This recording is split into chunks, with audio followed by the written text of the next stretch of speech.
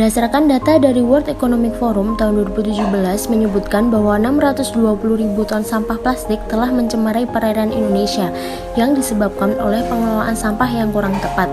70% sampah plastik rumahan dibakar di dekat rumah, 12% dibuang ke aliran air, dan 10% dibuang di tanah ataupun dikubur yang akhirnya sampai ke laut.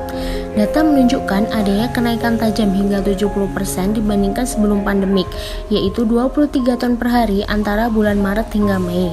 Terkait dengan pengelolaan sampah, pemerintah telah mengeluarkan Perpres nomor 27 tahun 2017 tentang kebijakan strategis nasional pengelolaan sampah rumah tangga. Pemerintah Indonesia telah menargetkan pengurangan sampah rumah tangga sebesar 30% di tahun 2025. Pengelolaan sampah di Indonesia memang masih menjadi tantangan besar.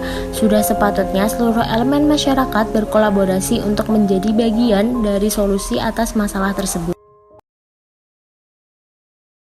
Yang dapat dilakukan untuk mengelola sampah, salah satunya adalah dengan pemilahan sampah.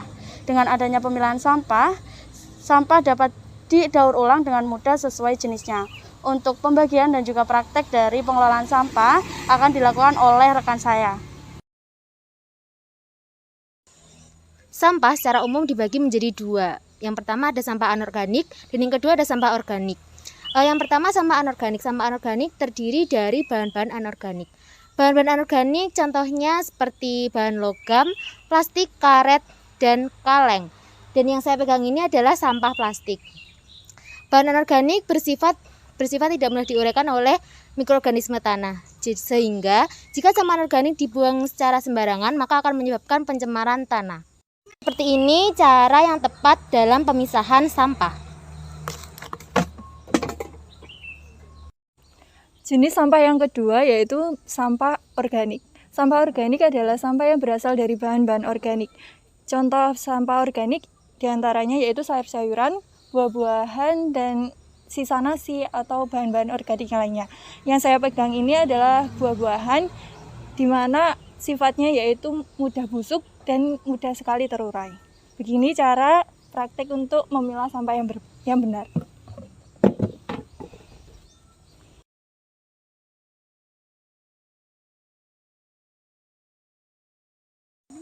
Manfaat dari pemilahan sampah itu sendiri yang pertama untuk mengurangi penumpukan sampah, yang kedua untuk mengurangi polusi udara akibat pembakaran sampah, dan yang ketiga mempermudah dalam mendaur ulang.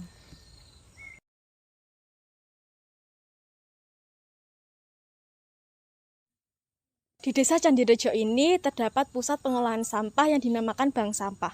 Bank Sampah sendiri memiliki sistem dengan prinsip 3R, yaitu Reduce, Reuse, dan Recycle. Hal ini bertujuan untuk mendorong dan mengedukasi masyarakat supaya bisa mengolah sampah untuk menjadi barang yang lebih bernilai untuk mendapatkan pendapatan yang lebih.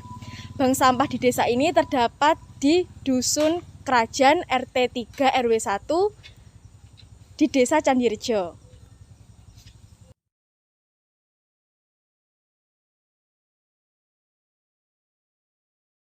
Assalamualaikum warahmatullahi wabarakatuh. Waalaikumsalam warahmatullahi wabarakatuh. Sebelumnya perkenalkan, saya Harisa Mediana, mahasiswa Universitas Airlangga yang sedang KKN di Desa Candirejo.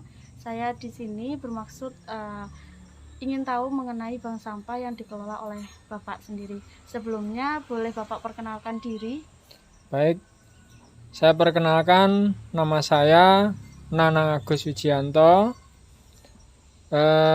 dari Bank Sampah Candi Berkah Candirejo. Selanjutnya boleh diceritakan Pak untuk sejarah dari bank sampah itu sendiri, pendiriannya bagaimana?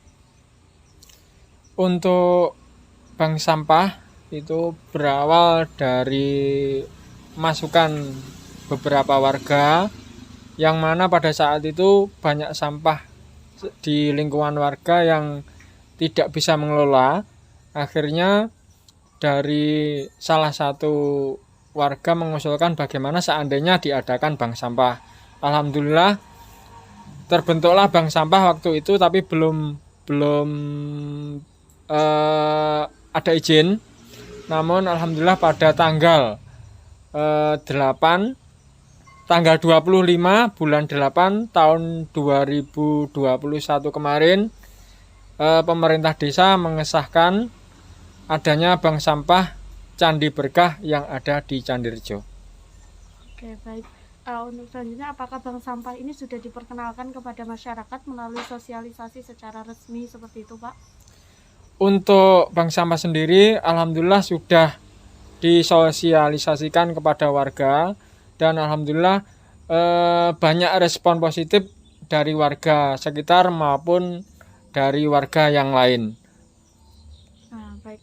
Untuk selanjutnya, mengapa Bapak mau terjun gitu di bidang seperti ini gitu, Pak? Yang pertama, saya dari hati nurani saya bagaimana menciptakan lingkungan warga itu yang bersih, lingkungan yang sehat. Selain dari itu, mungkin bisa tambah penghasilan ya, betul, tambah penghasilan dari warga itu sendiri. Baik, mungkin selanjutnya boleh kita minta tolong untuk dipraktekkan bagaimana cara kerja dari bank sampah ini dari masyarakat ke Pak Nanangnya secara langsung, Pak. Bisa ya.